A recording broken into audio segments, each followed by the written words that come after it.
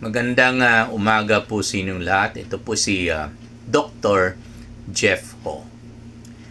Nabanggit po natin sa previous video recordings tungkol sa mga advertisement po sa mga gamot sa TV at saka radio stations. At maraming beses po mukhang para sa akin in my opinion, mukhang mali po. Of course, meron talagang konting punto na tama po itong mga advertisements. Kaya lang po, meron rin silang hindi sinabi. Okay?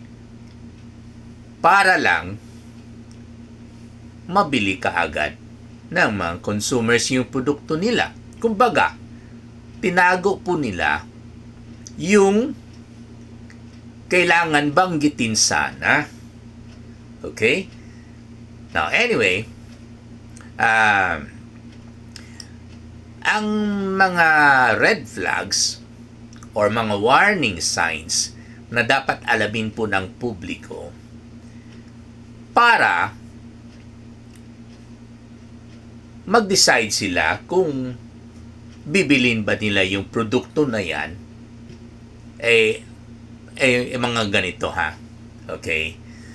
Dapat alamin po ninyo mga red flags or warning signs.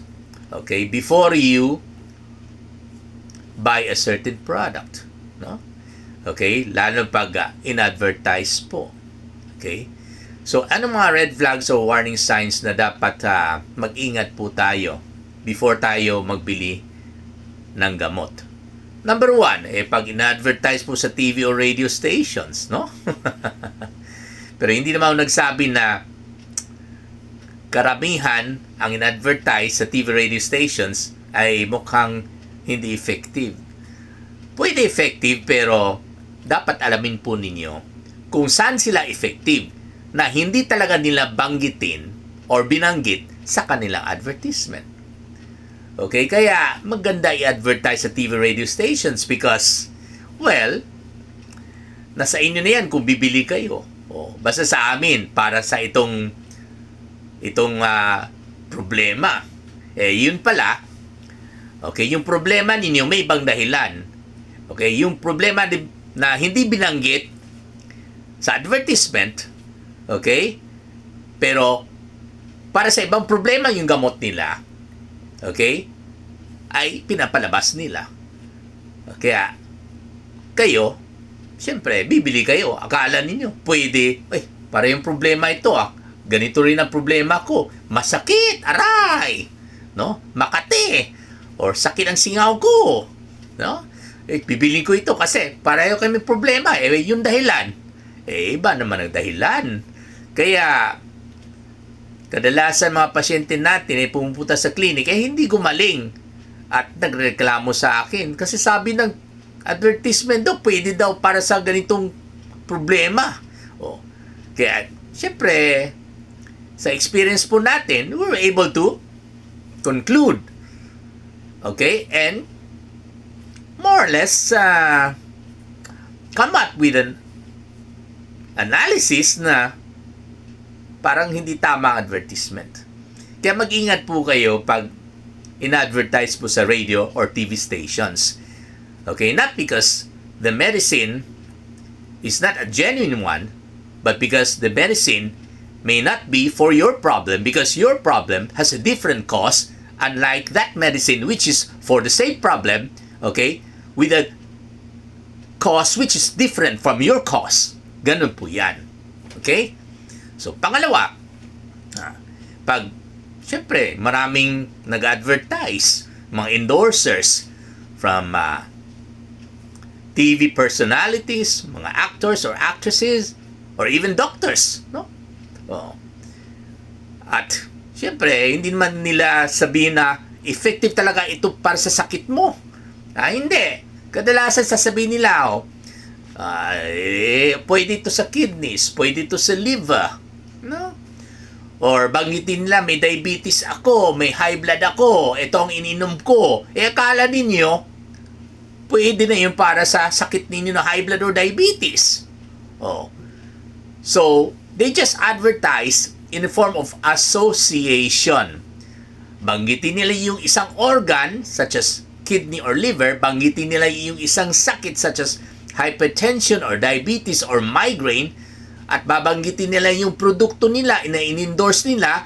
Akala ninyo effective itong gamot nila, yung in-endorse nila sa itong binanggit nila na organs or sakit nila. So, mag-ingat po kayo. Meron nga mga endorsers nagbabasa lang sa harap ng screen natin. May binabasa sila. Okay? At meron rin endorsers na nagsasabi, pag hindi kayo gumaling after 7 days or 2 weeks, pwede nibalik ang produkto or babayaran namin, money back. Sino bang consumer na naloko na sa produkto na meron pang time na magreklamo at alam naman nila pag magreklamo sila, hindi naman sila papansinin.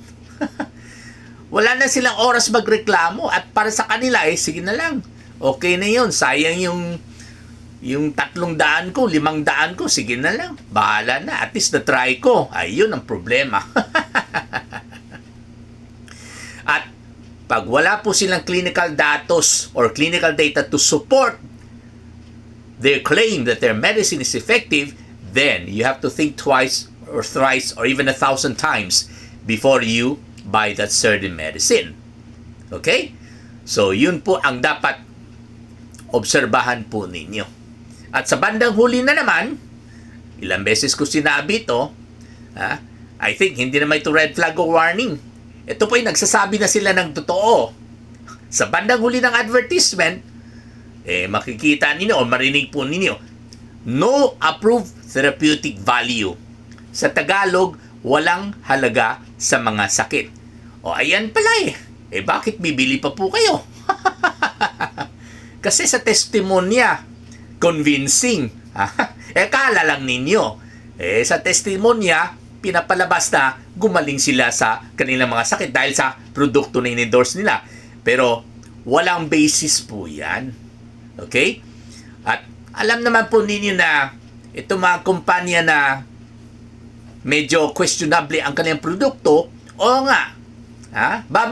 babanggitin po nila walang halaga sa mga sakit sa katapusan ng advertisement nila. Pero, pabilisan. Walang halaga sa mga sakit. Walang halaga sa mga sakit. Walang halaga sa mga sakit. Walang halaga sa mga sakit.